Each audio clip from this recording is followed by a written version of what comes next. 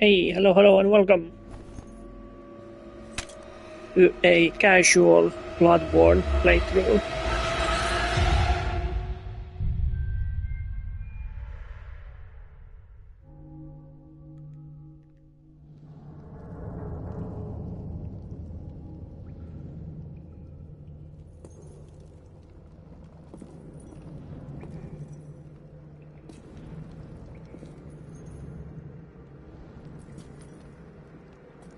It's been a really long time since I played this game, so I thought, why not? Why just not play a little bit of BloodBorne?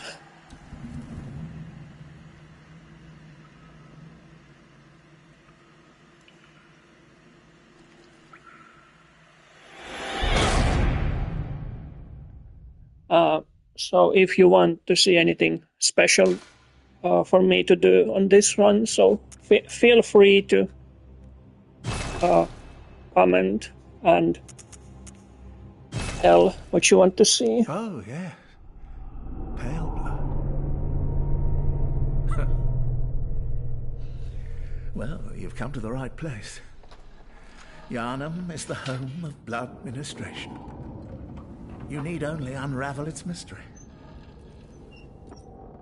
But where's an outsider like yourself to begin? Easy, with a bit of Yharnam blood of your own. But first, you'll need a contract.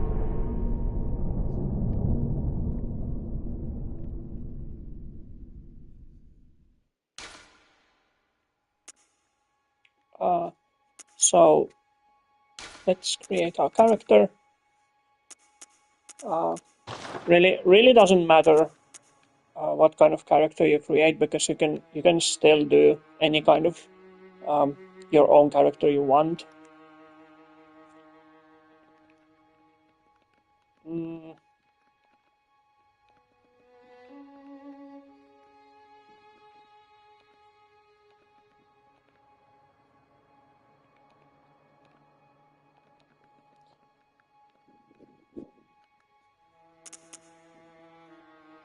So this is our character, so desided.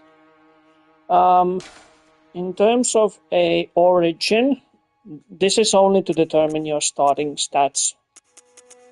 So basically, waste of skin is equivalent of like not like the very basic class in Dark Souls. So this is the same equivalent of that.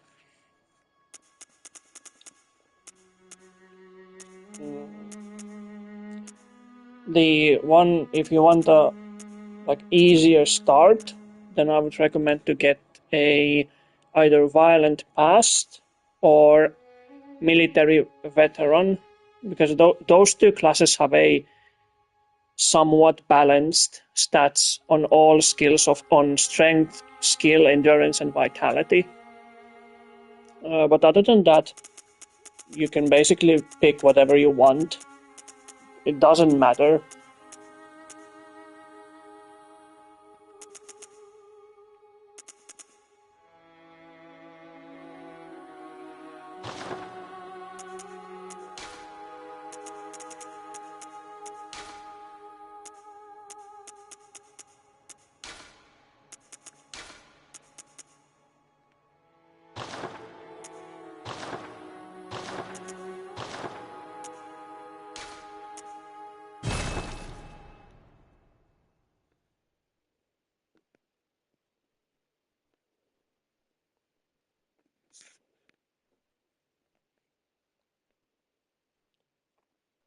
Good. All signed and sealed. Now, let's begin the transfusion. Oh, don't you worry. Whatever happens, you may think it all a mere bad dream.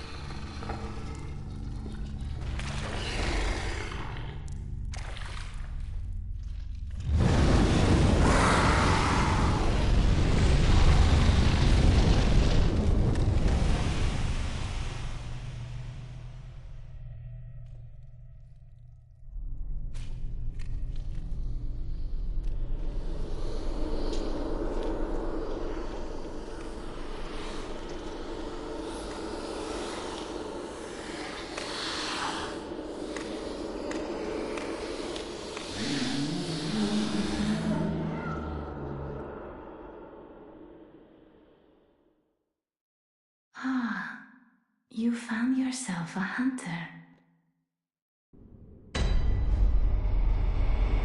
So those white little guys just a moment ago, they are known in the game as messengers, and they basically work like the name says, messengers. You can see other messengers from other players, and they will appear to pop up that message. So yeah, this is the beginning of BloodBorne. You have some basic tutorials. The game tells you how to move, how to attack. You have a lock-on system. You have your right hand, you have your left hand, and you also have your fast attack. You also have your charged attack. You can dodge by jumping back, or you can roll forward. And yeah, that's basically it. Just go out and hunt some beasts. This first beast is supposed to act as a tutorial fight.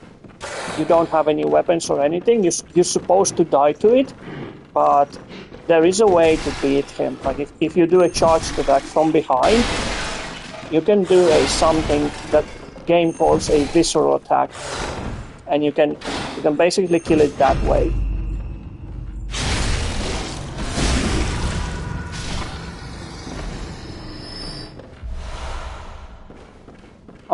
Blood vials, you can see in the top left corner, you have 3 of those. They are your health vials, so you can carry 20 of them, and you can spend one by pressing triangle. You have spent one, and yeah, they basically are your health items, consumables. The game uses an aggressive mechanic, so whenever you take damage, you can get that health back by attacking opponent back immediately after you have taken some damage.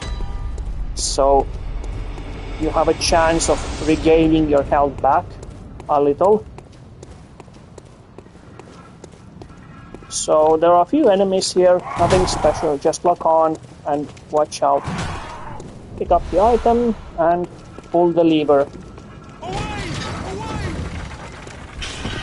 Just be careful not to get hit by the huge axe.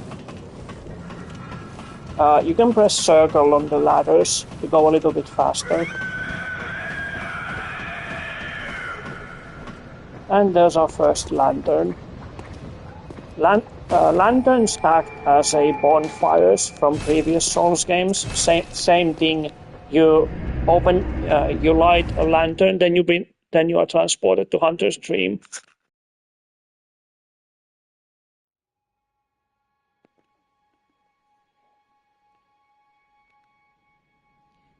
Hunter's Dream basically acts as a hub for you.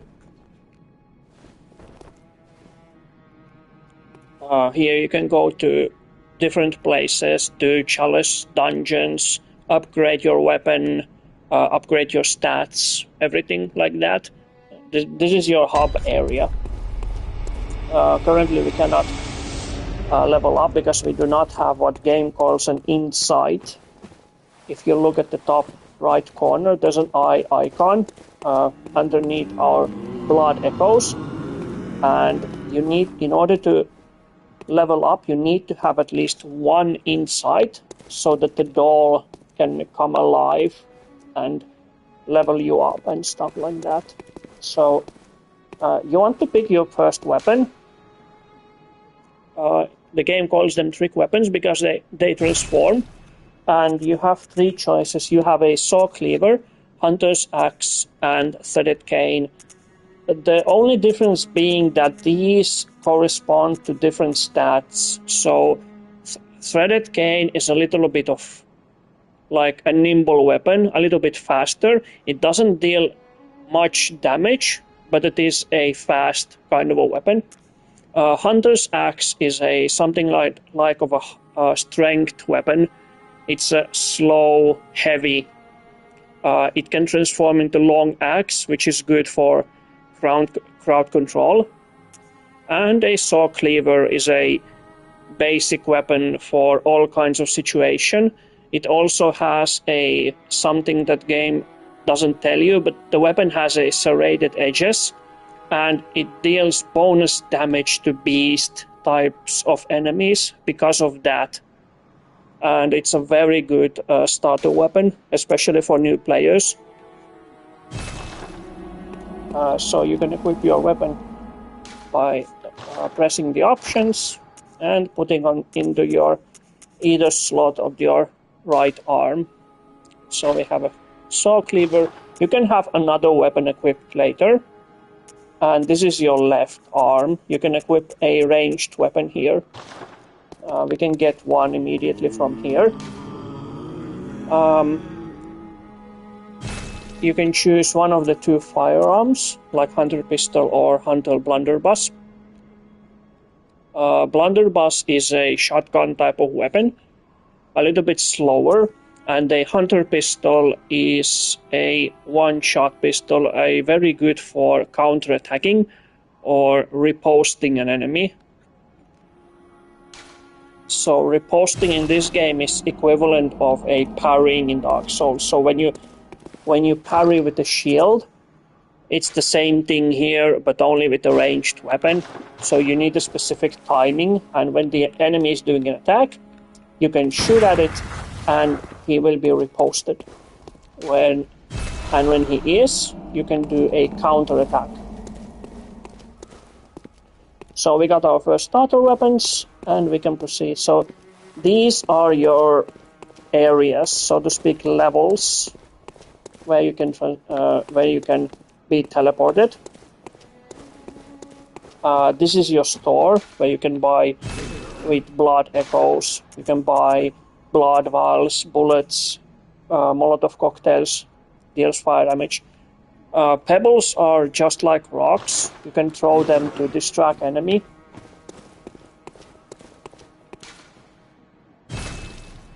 And we're gonna continue to Central Yharnam from here.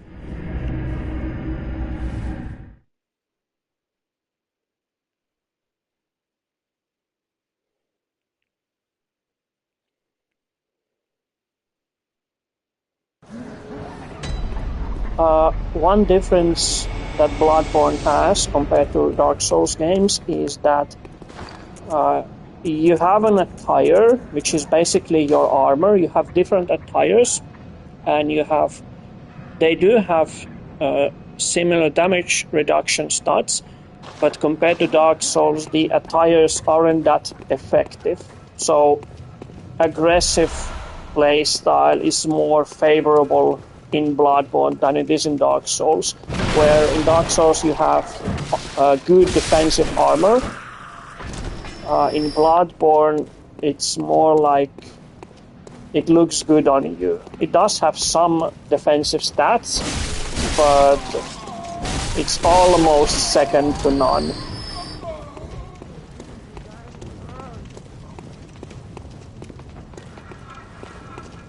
So while we don't have currently any better armor equipped, so we better be careful not to get hit too much by the enemies. If we do, we can hit them back to get the health we lost back at us. So this is the first shortcut that you can open by pulling this lever. BloodBorne has few shortcuts in over the course of the game. And this is where we came from. We climbed up the ladder and now we are here.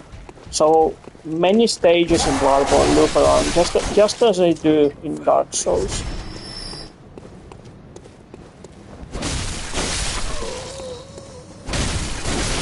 Your weapon has durability, of course, same as in Dark Souls 2 or 1 or 3.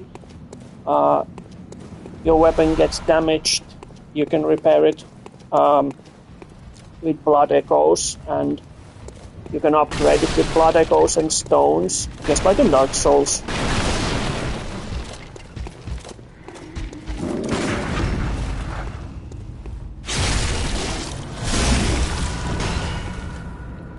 So that was a riposte attack. So just as the enemy is striking, you can shoot at him and do a visceral attack. When you hear that sound, that means you're successful with the parrying.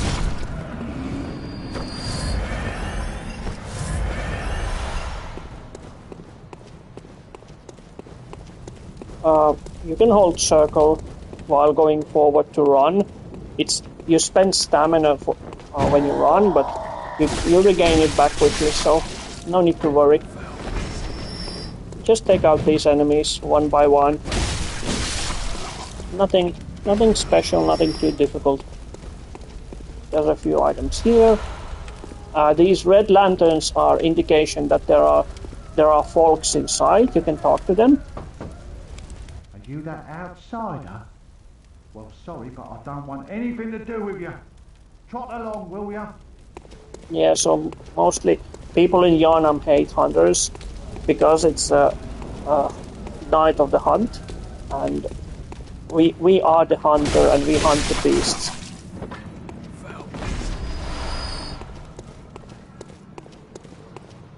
Some NPCs behind those lanterns, you can do a side quests for them.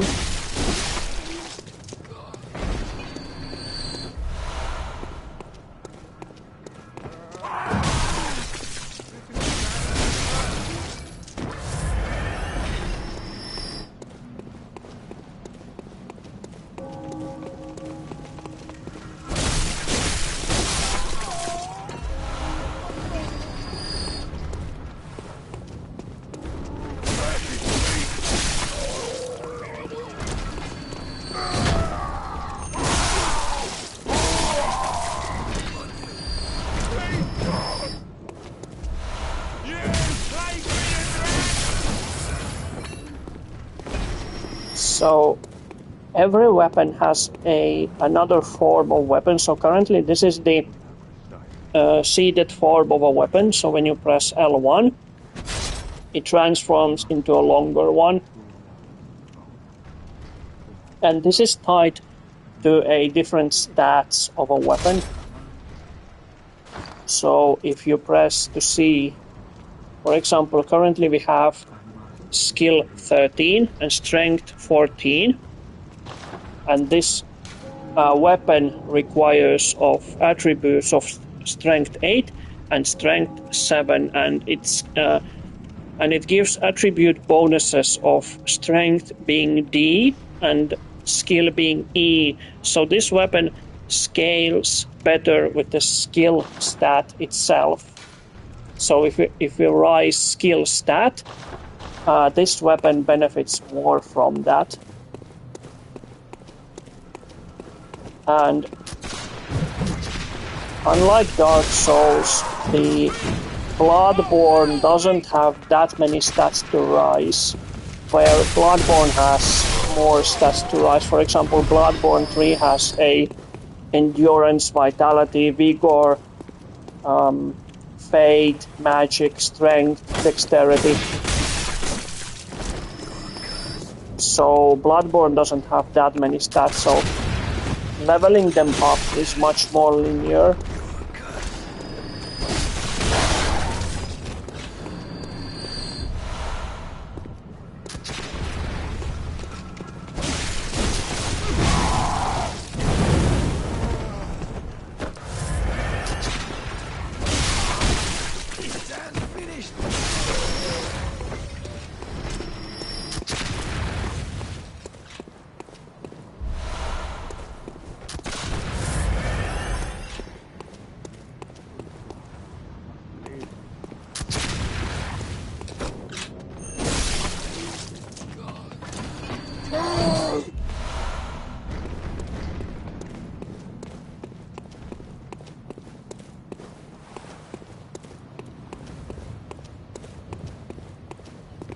BloodBorne does have magic in this game. The skill is called Arcane, but if you want to make something of an arcane build, you have to go pretty far in the game itself before you can even get your first arcane weapon, like proper arcane weapon. So at the beginning, if you think that, oh, I can go magic right from the start, no, you can't.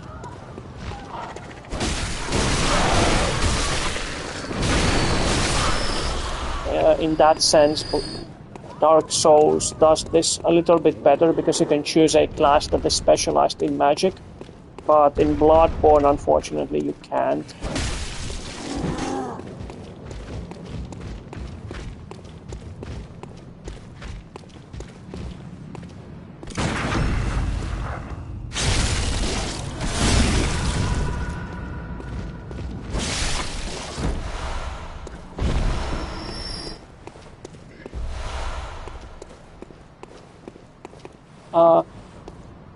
You have the consumable items. The large square on the top left is where you can put your throwable items, so quick items. So for example, we can equip our Molotov cocktail here, and it will be visible on the left top corner. So you can throw one Molotov by pressing square, and you can aim by tilting your camera up or down. So the character will throw the Molotov depending on how up you look or how down you look. So that's how you basically aim, or you can lock on onto enemy and throw it that way.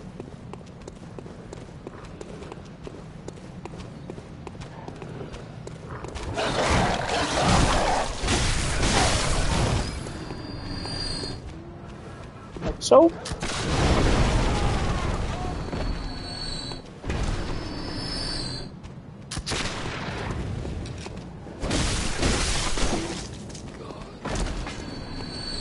Many of the enemies are weak to fire in Bloodborne. Not all, but many.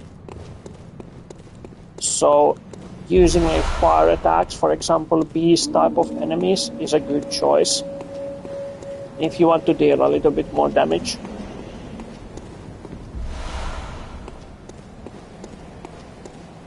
So for example, these werewolves here are beast type enemies, and so they are weak to fire.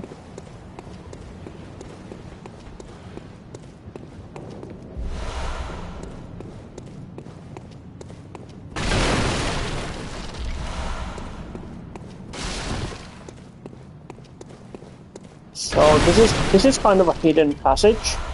If you don't explore further this way, you might not find this, but because it's hidden because of all of this rubble. But there's a ladder here that you can go down. You can roll down or go down the ladder from here to another platform. And there's another platform down here. You can just drop down, lock on to enemy, and wait till he passes.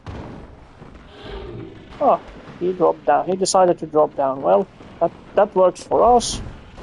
Go down, aim, and throw a fire bottle.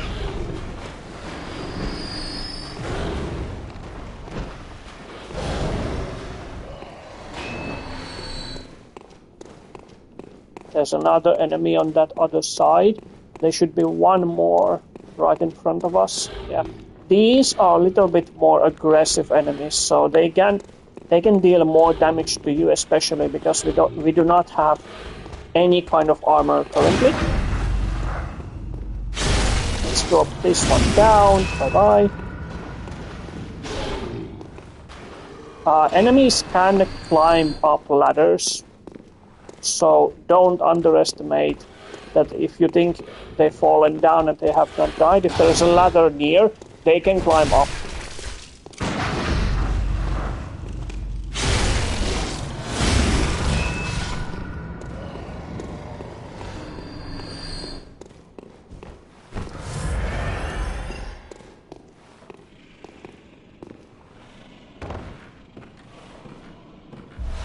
Pick this item here. More rats, nothing to worry about. More blood vials for our health item.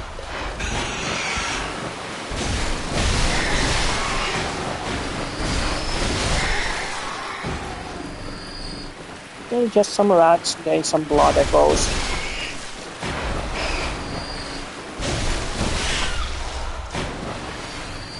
Any excessive blood vials that you get past 20 will be transported into your item box that you can find in your hunter's dream. So you can pick how many you want. Anything over 20 will go to item box, so don't worry about that. Just go ahead and pick everything you find anyway.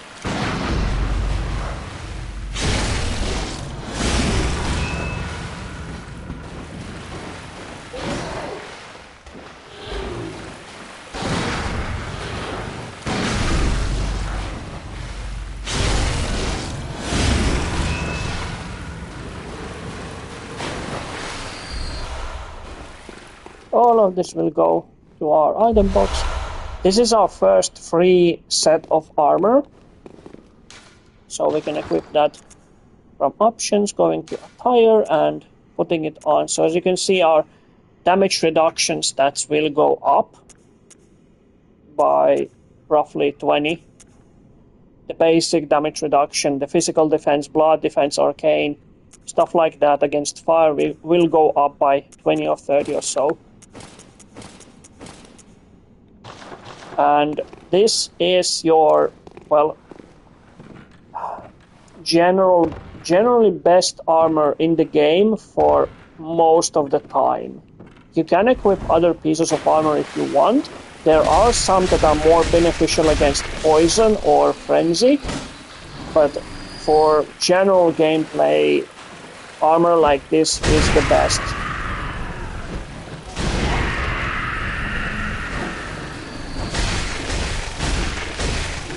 Some dudes here. More bullets. More sewer zombies.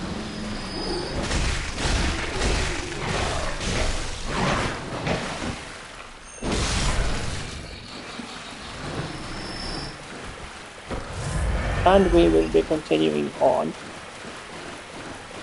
There's some crows, and here you can shoot them down with a pistol and take care of them with a cleaver. Antidote if you get poisoned, but in this first area you won't get poisoned, so just keep that with you and you will be just fine. More upgrade equipment, more healing items.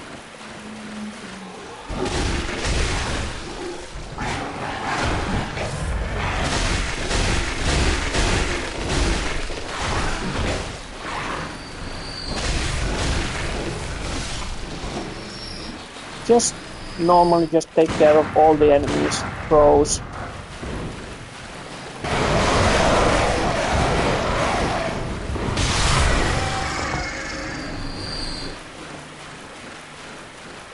Next up we have a piggy, so you just go ahead and run towards it, lock on, and just move aside and do a charged attack from behind of it. Just circle around and do a charge attack.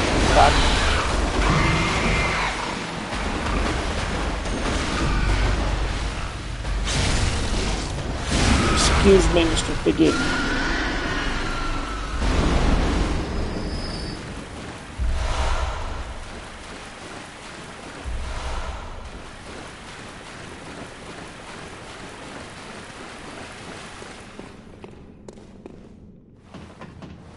Continuing up. There's going to be a few enemies here. One of them is going to be lighting the boulder on fire and tossing it all across the bridge, so we're going to be careful not to touch that boulder.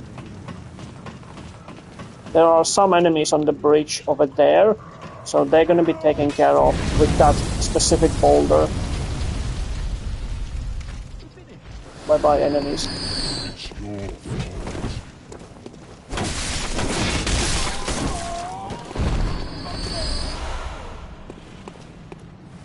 That way we progress onward with the game, but we have still a few areas to explore. So we're just gonna run over this bridge, and we're gonna be opening a shortcut.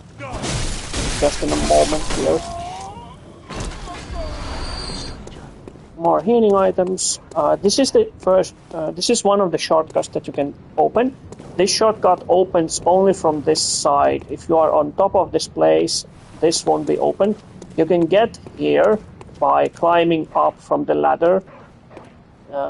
That's where the tunnel was, where the Mr. Piggy was.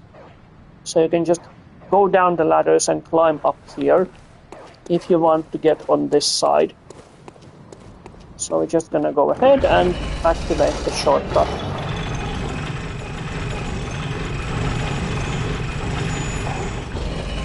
There are gonna be two huge guys with here, so you maybe want to lure one of them towards you and leave the other a little bit further so he won't be bothering you.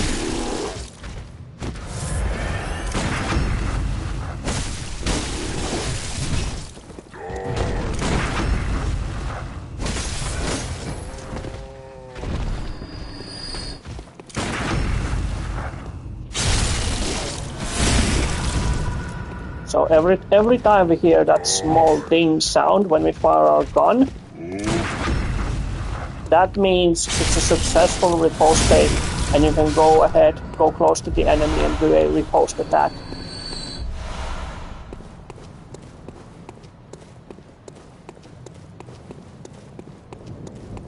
So we're gonna go up the ladder. There's gonna be one enemy up over there, and we're gonna be opening another shortcut.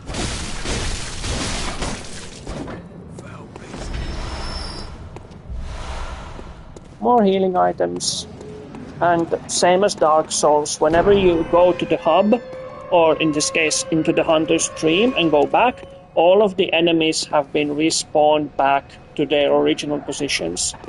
Here's another NPC you can talk to.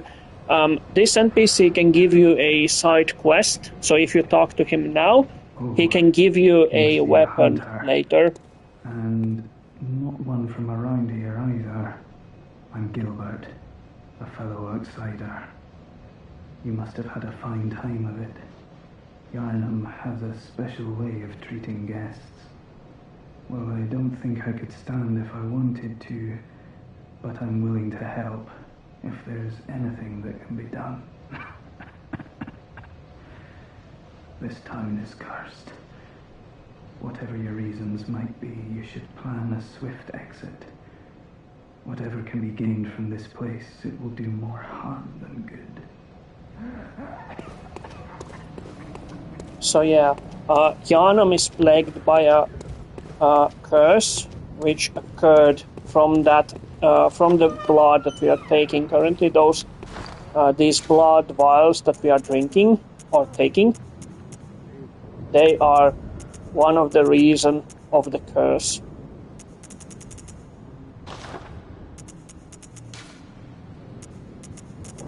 Blood vials, where are you? Well, there's gonna be two enemies here and two enemies on top of this floor. That's where we headed.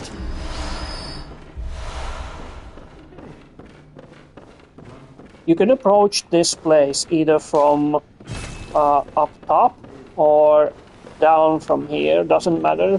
There's two enemies going to be over here, and the one on the right, on the far right side over there. Pick up item.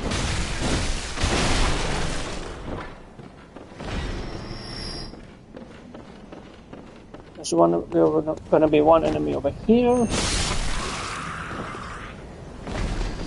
And over there is an optional boss after those enemies. And this is the other side of the bridge where we came from. So we're going to be luring these two werewolves towards us just to make things easier for ourselves. We could engage them indirectly, but I'd like to make our life more easy for us. So they're going to be stuck in this archway. They're not going to be coming through. So this is a very good spot to pick them off one by one. Just do a couple of charge attacks and they are unable to do anything to you. Just back off, one hit, back off, one hit, back off. Wait for your stamina to regenerate and get rid of these two.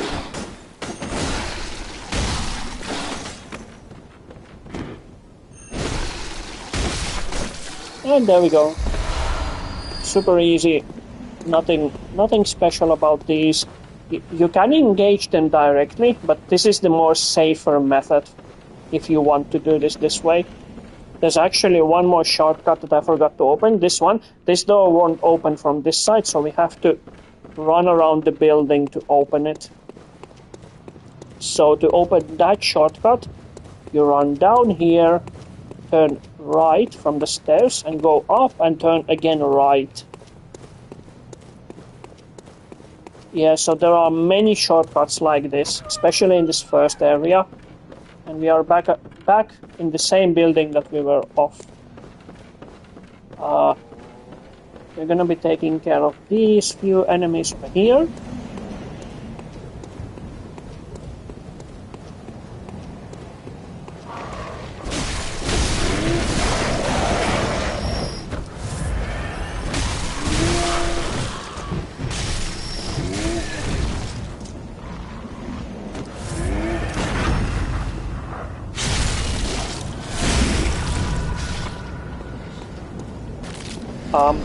So yeah, further up ahead, there is an optional boss, but I'm not gonna tackle it on just yet, because we don't have any insight to level up, and that's what I would prefer to do first. Level up first, then take care of the first optional boss. So this area here is just around the corner where the shortcut was. So that's where the building is, and this is where we came from. So again, game loops around itself in many places, especially in this first area. Few dogs here, nothing special, just 1-2 hits and they're done. That one gonna be jumping out of the cage. Few dogs here, 1-2. There's gonna be one dog around this left corner. Over there. There's gonna be one more dog across this bridge over there.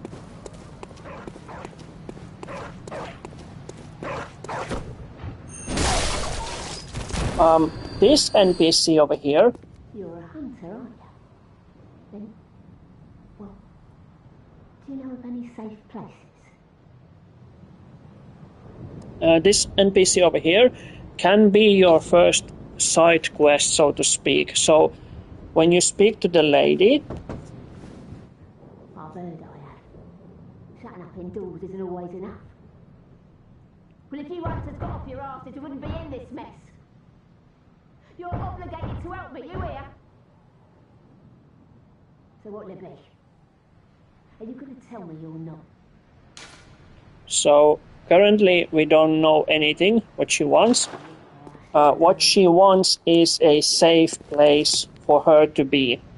So currently we do not know any safe places where we could take her. So that's why we have to reply no. But there is going to be one safe place where we can take NPCs, and that is your kind of a side quest for this game.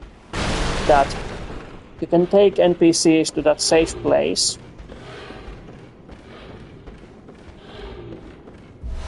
So this area here was kind of a hidden. You drop down here by destroying those barrels. You're going to be dropping down from there to here. This place can give you your first, so to speak, free weapon, aside from the 3 ones that we chose. But this is the first one that you can get without buying. So cut this one down, be careful not to fall. And there's going to be another NPC here behind these barrels. Craven the Hunter. And she is a part of a side quest as well. Oh. A hunter, are you? And an outsider? What a mess you've been caught up in. And tonight of all nights. Here, to welcome the new hunter. So she's going to give us a Bolt Hunter's Mark. This is basically your key to returning to your starting location. There are no humans left. They're all flesh-hungry beasts now. So what it does is that when you activate Bolt Hunter's Mark, it will return you to your previous lantern that you woke up from without spending any blood echoes. Still lingering about. You can talk to her again to get one of the emotes. A hunter unnerved by a few beasts. No matter. Without fear in our hearts, we're little different from the beasts themselves. And we got a shake of a cane.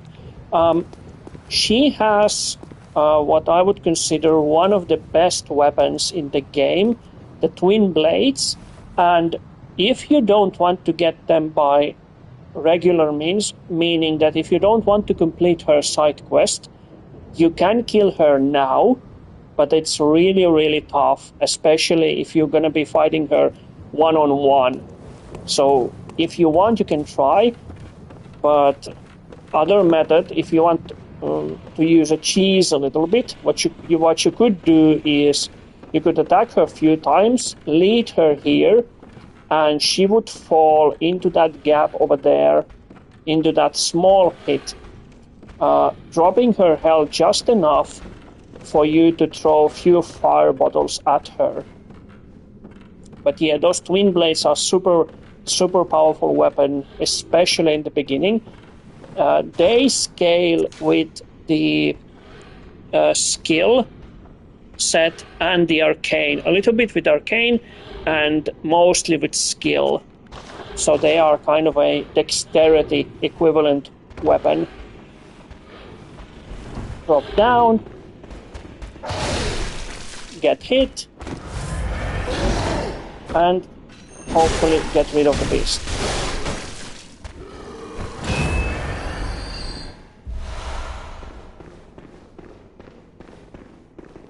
So we drop down on those scaffoldings from here, and these stairs will take us back here, skipping that area. So it's kind of hidden, so if you don't know how to get there, that's how you get there, from those, from that small window. This beast, you can just walk a little bit on this cross here, or here, stop, get the lock on, and do a power charge attack. Then do a visceral attack from behind, and that's just enough to kill it. There's a sniper there. More healing items.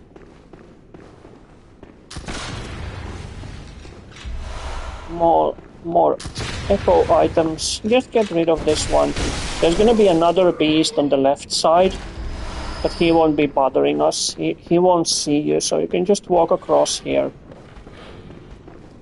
Go here and take care of this one as well.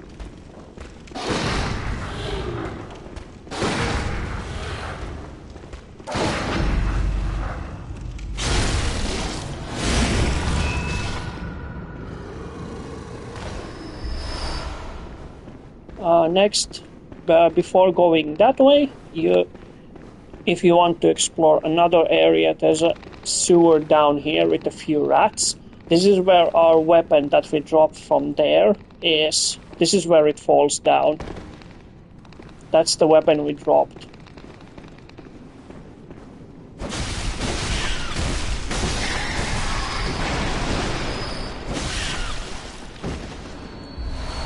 So this is Saw Spear. So if you want, you can equip it in your other slot here. Having two weapons, you can switch.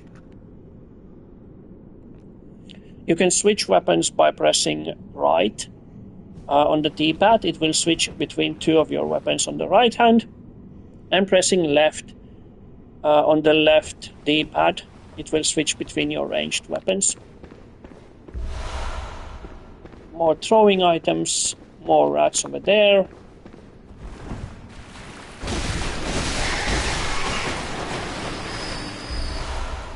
And we got our first Madman's Knowledge.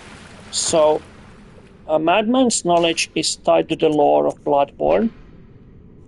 Skull of a madman touched by the wisdom of the Great Ones, used to gain insight. So this item will give us 1 insight when we consume this. Making contact with Eldritch Wisdom is blessing, for even if it drives one mad, it allows one to serve grander purpose for prosperity. So currently we have 0 insight on our top right corner. That's where the eye icon is.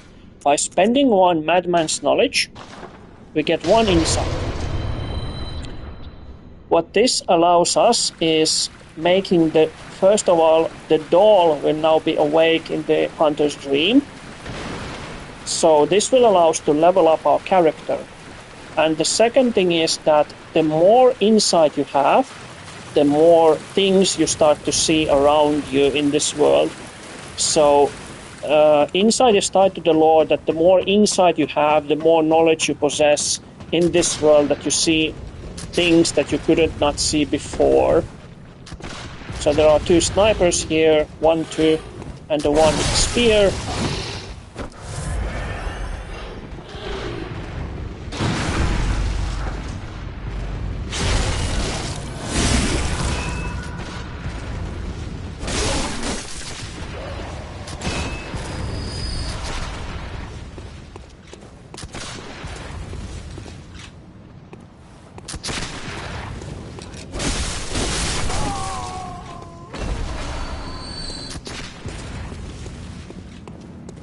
There's an item here.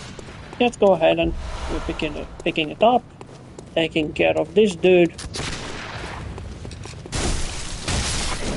Few crows over there, and you have probably noticed there are a few items on the platforms. For example, over there, this is one of the From Software's design things that they love platform puzzles, but you take damage every time you fall from some sort of heights. So we're gonna take damage, but we can get that item. So this is one of the twisted jokes, and platforming has never been, in my opinion, good from soft games. So now we have been taking care of that top area. We can proceed forward. One thing that you can do is equip your oil urn, for example like this. Combining oil with fire creates more fire damage against the enemy. So you can throw the oil onto the enemy and then throw fire bottle at it, and it will do more damage. Because as you know, oil and fire don't go well together. So same here that first throw some oil at the enemy and then set it afire. You throw enemies here, nothing special. Be careful not to get hit by that raged attack. Another Madman's Knowledge is here. If you didn't get one in the sewers, you can get another one from here. Climbing that ladder, there's one enemy over there, and a ladder to go up. Back to the central Yharnam, or towards the central Yharnam.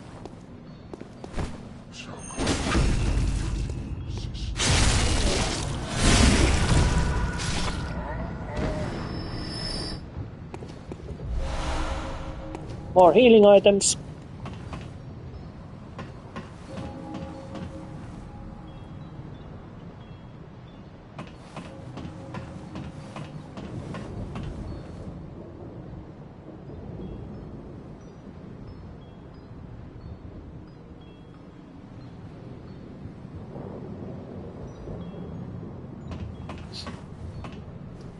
And a closed gate where you can again pull the lever and open the gate. This NPC will give you a item for a side quest, so to speak. So you can talk to her. Who are you? I don't know your voice. but I know that smell. Are you a hunter? Maybe it's where we look for my mum. Daddy never came back from the hunt, and she went to find him. But now she's gone too. I'm all alone and scared. So the girl asks us for us find her mother. Yeah, we can accept that. She will give us an item in return. Really? Oh, thank you. My mum wears a red jeweled brooch. It's so big and beautiful. You won't miss it. Oh, I mustn't forget. If you find my mum, give her this music box. So she gave us a music box. So she gave us a clue. A red jewel brooch. Big red jewel brooch. Okay, so we'll see if we happen across one. But for now, we are, as you saw, the shortcut loops back into the central Yharnam. So this is a big occurring theme in the game, looping around. It's the stages looping around themselves with the shortcuts. So now that we have some blood echoes collected, we have one insight, so we can level up. So we just might go ahead and do that. So we need to go back to Hunter's Dream. So along the way we have picked up some bloods too, and some blood gems as well. So when you gain your first insight, and when you return to the Hunter's Dream, you're going to be given 2 cooperation items, Beckoning Bell and Silencing Blank. These are needed if you want to play cooperatively with somebody. So you need to have Beckoning Bell and Silencing Blank. Old Hunter Bell is for attracting a unfriendly hunter. So if you want to do PvP, you could use that red bell.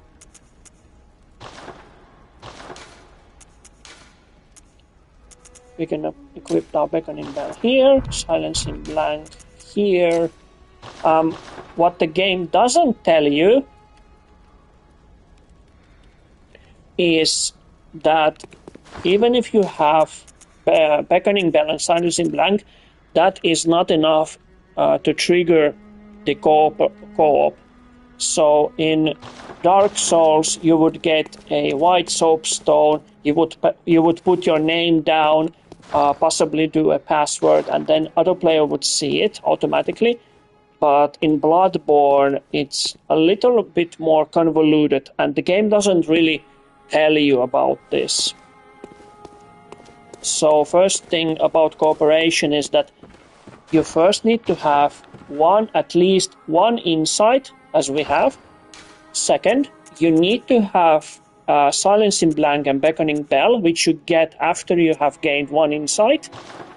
And the third item that both players as well need to have is here. So you walk up these stairs past the doll, and you turn left from the first door here. There's going to be a grave or well. You can buy items with your own insight here. So we're going to spend one more, giving us 2.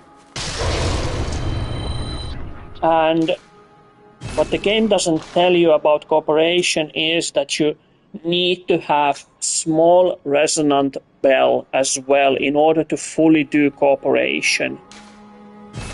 So we can do and buy that. Sinister Bell will attract NPC, like PvP players. So if you want to do PvP, you can ring Sinister Bell. But I'm not going to buy that since we are not doing PvP anyway. This table here will repair and upgrade your weapons. So you can fortify weapons with the bloodstones that we have been collecting. They look like this. So blown stone shard are used for upgrading weapons. So you can fortify your weapons you can see what it does. It raises stats. It will give us 1 blood gem slot. We can use blood echoes to upgrade it. Yes, and another one. So for the next one, we're going to be needing 8 stone shards on the top right corner. Currently we have 0, so we need 8 more. We can repair weapons. For example, neither weapon is damaged, so we don't need to repair. This table here will give you access to runes once you get them and once you get the rune tool. We have been collecting cold blood dew, and these give you more blood echoes. So all of these you can just go ahead and use to get more blood echoes.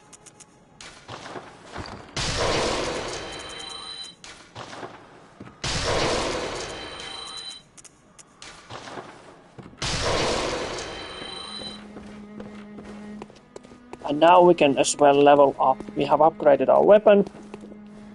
We can level up. The doll will do that for you. Hello, good hunter. I am a doll, here in this dream to look after you. Honorable hunter, pursue the echoes of blood, and I will channel them into your strength. You will hunt beasts, and I will be here for you to embolden your sickly spirit. So, channel blood echoes. Very Yes, well. level up. Let the echoes become your strength. Let me stand close. So this is your level up screen. You have your basic HP, stamina, damage, stuff. If you want to know more what these do, you can press R3 and you can select any of these icons and they will tell you what are they for. So for example, discovery governs chances of enemies dropping items when defeated. The higher this attribute, the more you will find.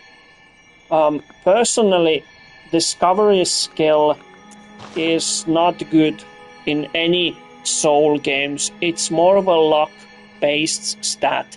So if you really want to invest it, you can level up your arcane and the discovery will go up with it. But generally I don't recommend doing that because it's a waste of skill. If you want to boost up your discovery, if you want to do an arcane build, then maybe arcane is a good choice. But we are concentrating on melee weapon, so we are going to be leveling up these 4 stats: skill, strength, endurance, and vitality. So vitality, as you can see, will increase our HP. Endurance for our stamina and resistance. Strength governs the strength-based weapons, skill-based weapons. Blood tinge is used for ranged weapons. That uses quicksilver bullets. Determines whether or not you can use certain equipment as well. So this is where you can make your own decisions what you want to level up. If you don't know what you want to level up, then general rule of thumb is that take a look at your weapon. So in our case, that would be a saw cleaver. Take a look at the attribute bonus in the center, down center. It says attribute bonus. It says E with the skill. So this will give you an idea that E is better than D. Actually, D is better than E. Yeah, so D is slightly better than E. Then it's C, B, and A. So we know that D is higher in the alphabet, and this weapon scales a little bit with strength and skill. So you can put few points in strength. It will rise your physical defense. Almost all of these skills in BloodBorne raise physical defense. So no matter what I put, what point I put into what skill, my physical defense will go up. No matter is it arcane, blood tinge, or any of the combat skills, my physical defense will go up. So in that term, you will always raise your physical defense, no matter the skill you rise. On the safe side, you can always rise vitality, always a good choice. More HP is always good. HP and stamina is always safe choices to rise. Farewell, good hunter. And now that we have raised our level a little bit, we can go take care of the first optional boss in this area. So in order to not to backtrack all the way, we have the shortcuts open. So this is why opening shortcuts in this game is a good idea to do, or at least find them before proceeding, because this cuts your backtracking significantly.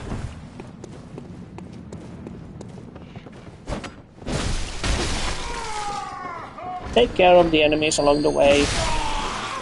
More healing items, more bullets is always good. As long as you have full stack of bullets and healing items, you will always replenish them fully once you enter from the Hunter's Dream.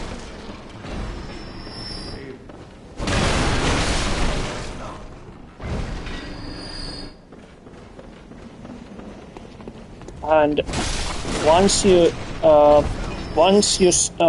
see the boss enemy, you will gain insight from that. So just by going to the boss arena, you gain insight.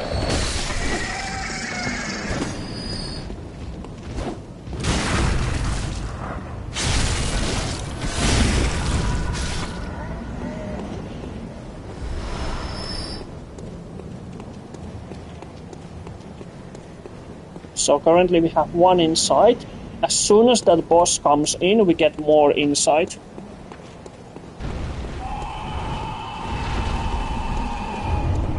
So we got 1 already just for seeing the boss. And good tactic against some bosses is that try to stay behind them. This one you can lock in, shoot him a couple of times, then run into him and do a visual attack. You can also throw oil, like so, and then select your Molotov cocktail, your fire bottle, and throw it at him. It will take more damage that way than it would just with only fire bottle. So just stay behind him. Try not to let your stamina go out completely, and just stay behind, give it a few whacks, jump back.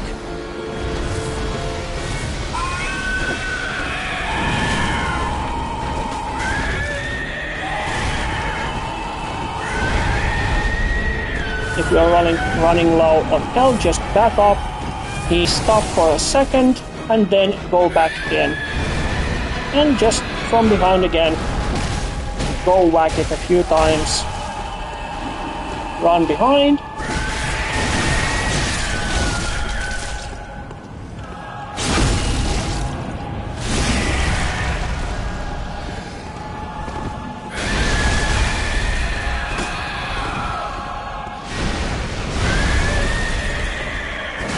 Again, behind.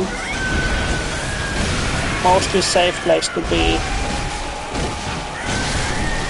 And that's it. Congratulations, you have killed your first prey. For that you get Sword Hunter badge. And the badges unlock new weapons and equipment in Hunter's Dream. So feel free to go into the Hunter's Dream and check it out what you got. Open the lamp. And we can proceed to the next boss. You also get insight when you defeat the boss. So we got 1 from seeing it, and 3 more for defeating it, giving us 5 insights in total. And I don't remember if you get 15 insights, the game state will change. Certain enemies will have like more stuff on them. than if you would have only 14 insights.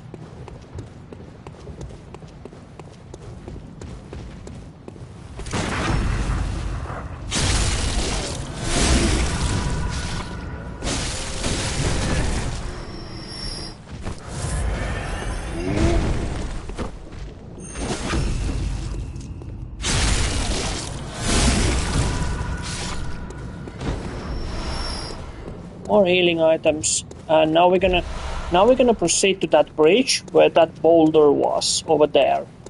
So the boulder is gonna come from over there all across the bridge at our location. So we're just gonna be evading that boulder, and we'll try not to get hit by it as well. This is the shortcut we opened. And like previously, this shot can be opened only from this side, so you cannot open it from the upper level. So just run across the bridge, watch out for the enemies. There's the boulder. It's gonna take a few seconds before he lights it on fire and toss it our way, so just jump back, quick circle like this. And there's the boulder. And bye-bye enemies. Proceeding onwards. Make sure you have a full health. I would take the left enemy first, as it is more easier to take care of.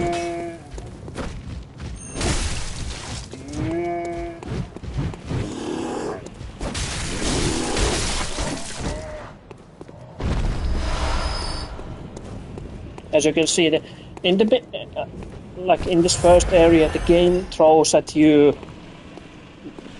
pretty decently healing items, so you have plenty. Of course, it's a lot based how much and how often the game will give them to you, but in this first area, you can get a pretty good amount of healing items. More upgrade item, again healing item, hunter's mark if you need to return to the lantern, and we have our first mandatory boss of the game. So in order to progress through the game, you have to defeat this one. The previous one was optional, this one is mandatory. And this one is what many would consider more of a difficult fight, because Father Gascoigne has 3 stages. He has the short axe stage, the long axe stage, and the beast stage.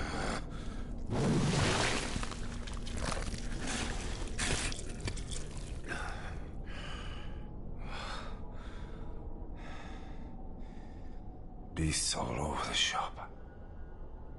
You'll be one of them, sooner or later.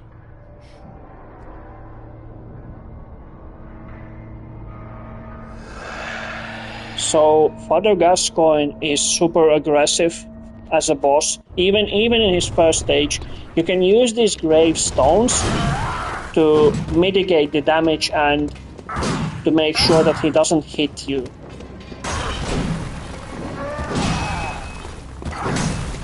As you can see, he is pretty aggressive, but again, try to hit him a few times. 1, 2, back up. 1, 2, back up. You can even try to riposte him.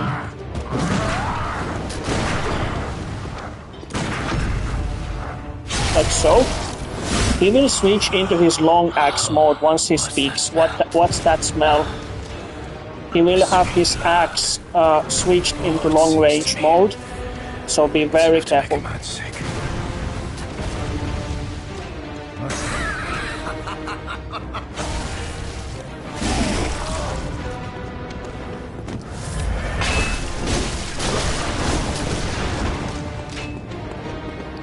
And this is his more dangerous attack, because now he has even more range against you.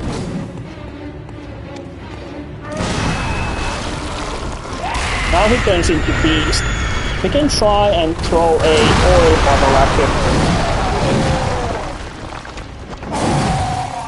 then we throw a fire bottle at him. This will do a huge amount of damage. As you can see, he is even more aggressive this way. It has a huge combo with the kick at the end.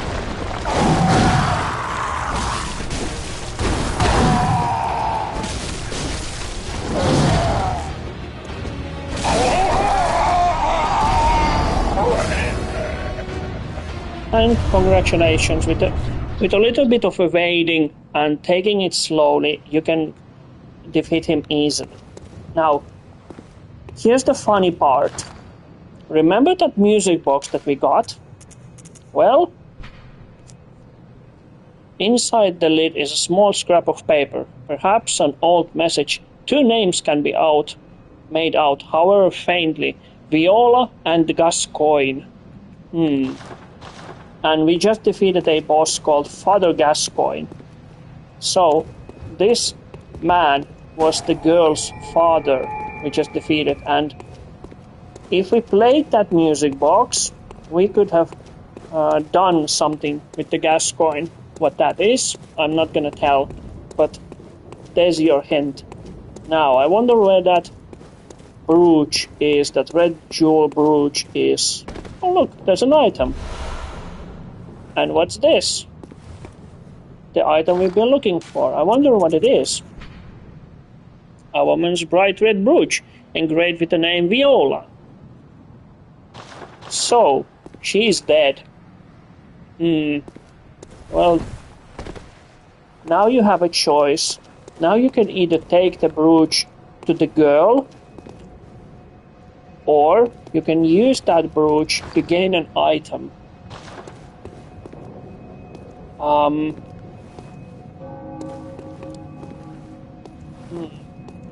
Decisions. I'm gonna save that brooch.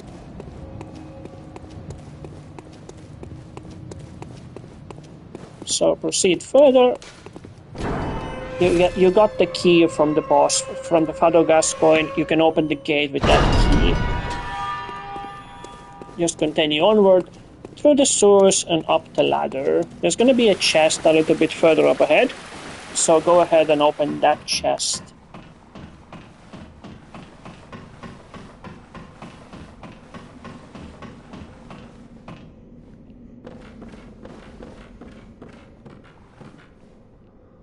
Nice library.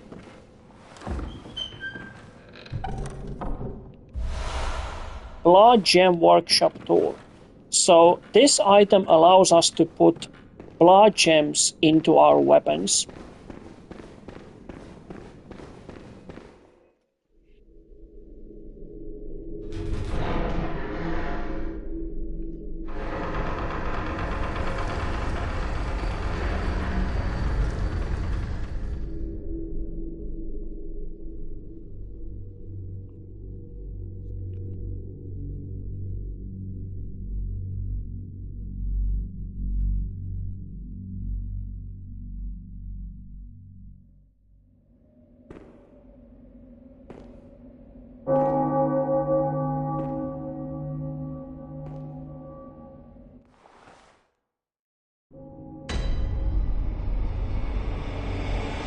So this is Cathedral Ward.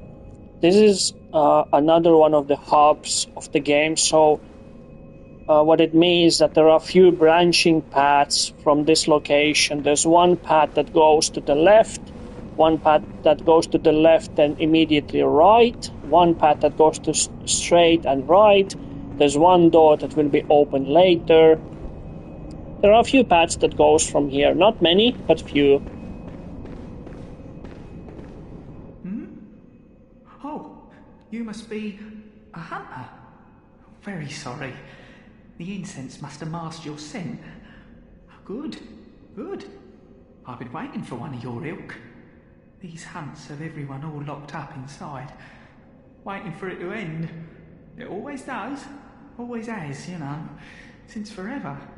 But it won't end nicely, not this time. Even some folks hiding inside are going bad. The screams of women folk, the stench of blood, the snarls of beasts, none of them's too uncommon now. Yarnum's done for, I tell ya. But if you spot anyone with their wits about 'em, tell 'em about this here Erden chapel. They'll be safe here. The incense wards off the beasts. Spread the word. Tell 'em to come on over, if you wouldn't mind.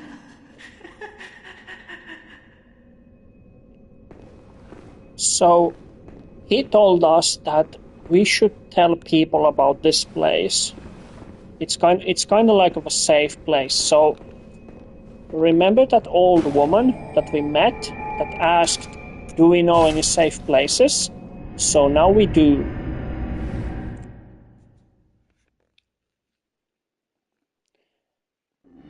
So now if you want, you can backtrack a little and go save that old woman by telling her that there's a safe place here.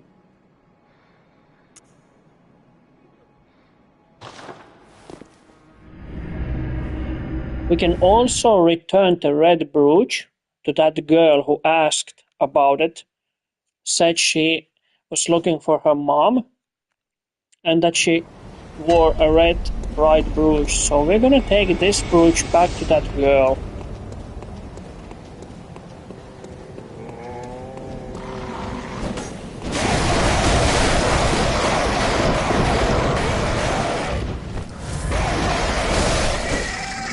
Oh, do be quiet.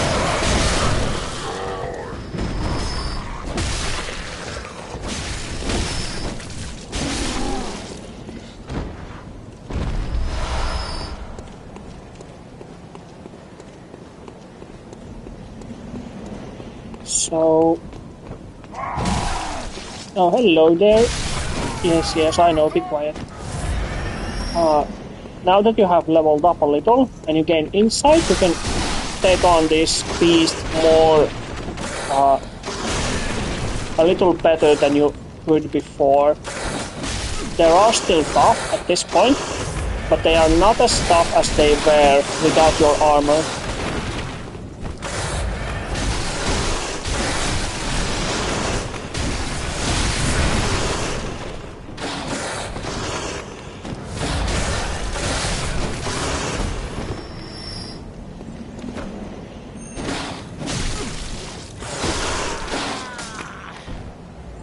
Oh well, that happens. So, same as Dark Souls, when you die, you lose your blood echoes, and the last enemy that killed you may have them, or they might be on the ground in the near vicinity where you died. So, you have one chance to collect them, and after that if you die, or before that if you die, you're gonna lose them completely. So we don't want that to happen.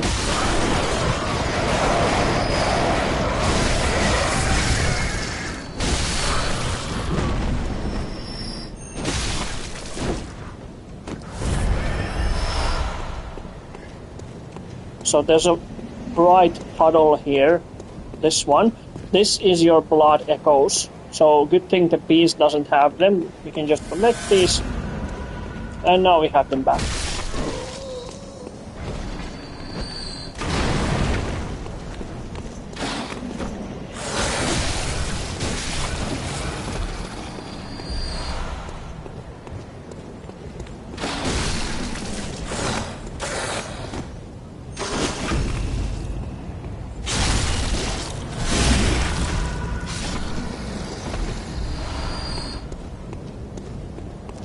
So we're gonna be taking the same path, only to take the brooch back to that girl.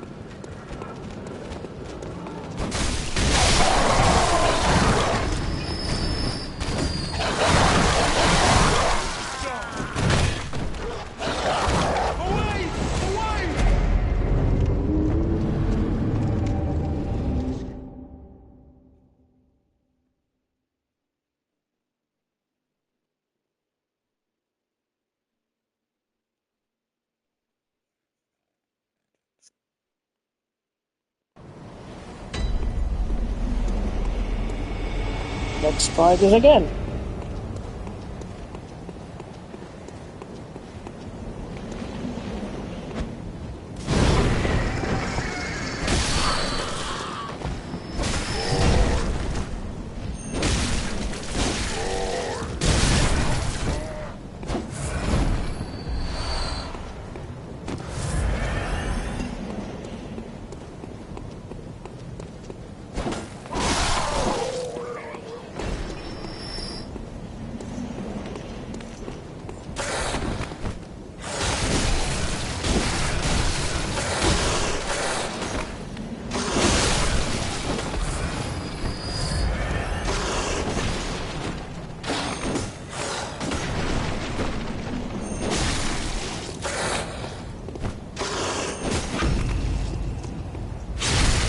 special attack from behind, and the beast is gone. More healing items. So this is the last point we died. Hello there.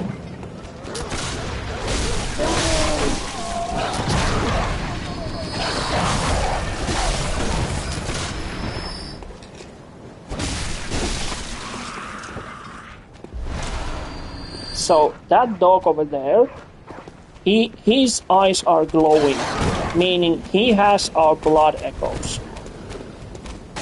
So we need to kill it in order to get our all blood echoes back. There we go.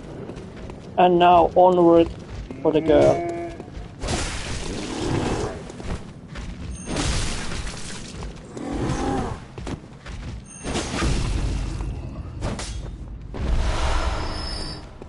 So the girl who asked about the mother and the brooch, she's here. So we're gonna be giving back that brooch to the girl. Hello, Mr. Hunter.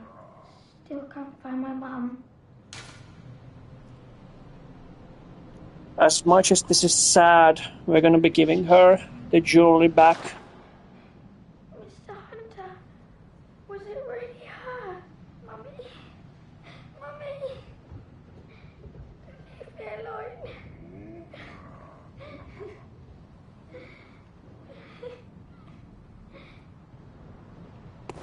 Yeah. And if you thought that was sad, oh boy, are you gonna be disappointed.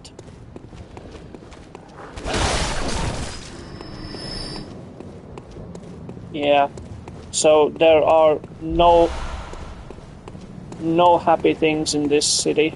Not anymore. The hunt is on, the beast plague is raging, everybody is turning into beasts. It's not a very good place to be.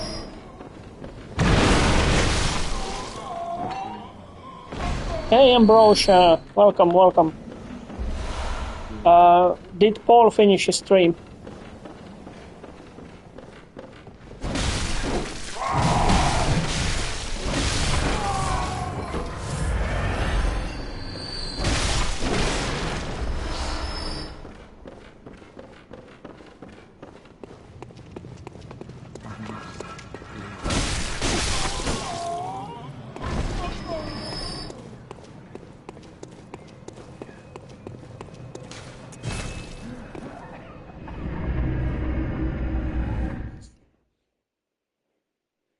Oh, he finished a few minutes ago.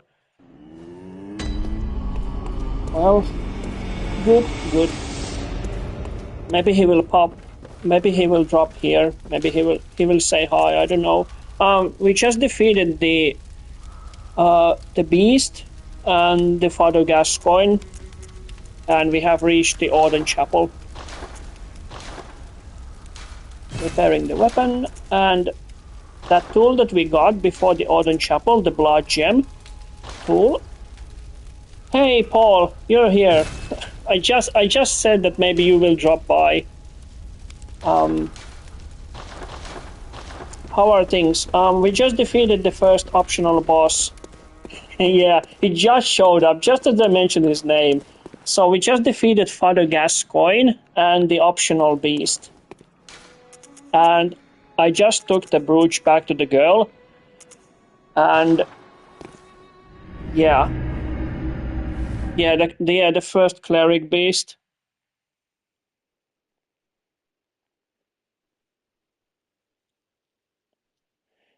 Yeah, Gascoigne was fun.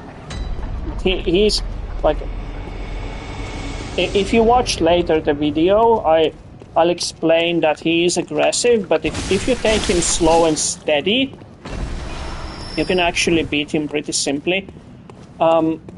Yeah, so I said that it's really sad that the girl lost his mother, because we returned the brooch, and I said that if you thought that was sad, well, oh boy, are you gonna be disappointed even more.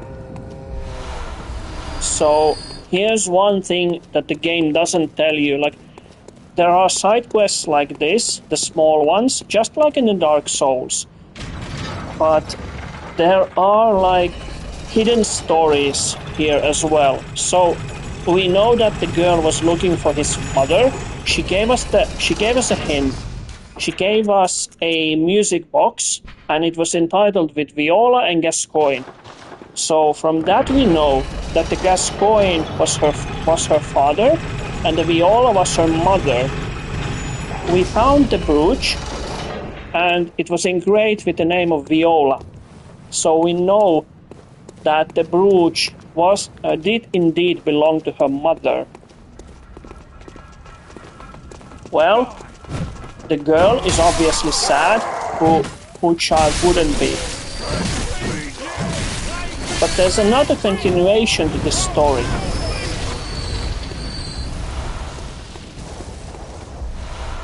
And like, if you don't know, you might stumble it on accidentally.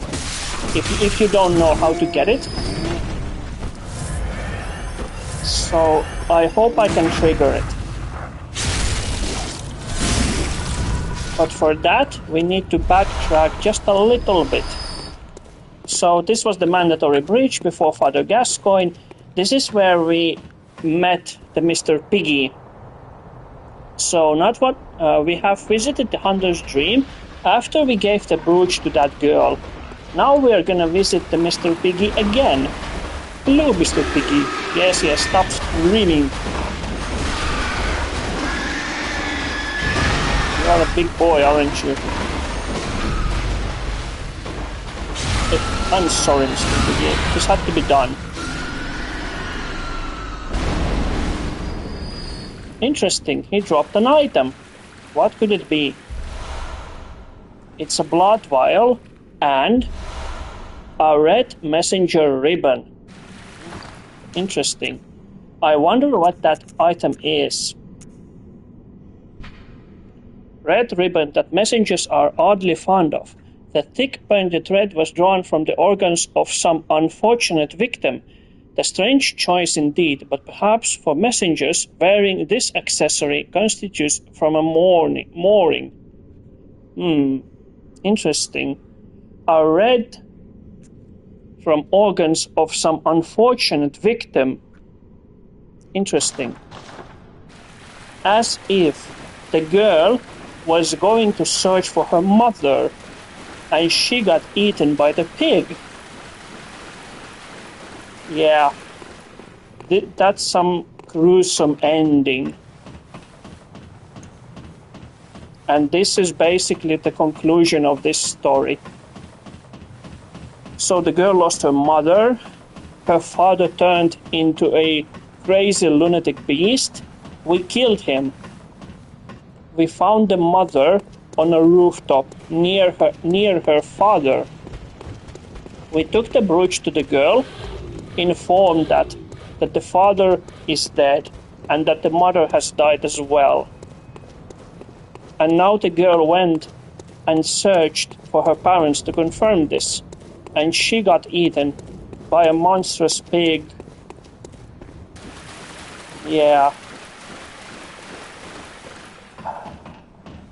Not a very good story indeed.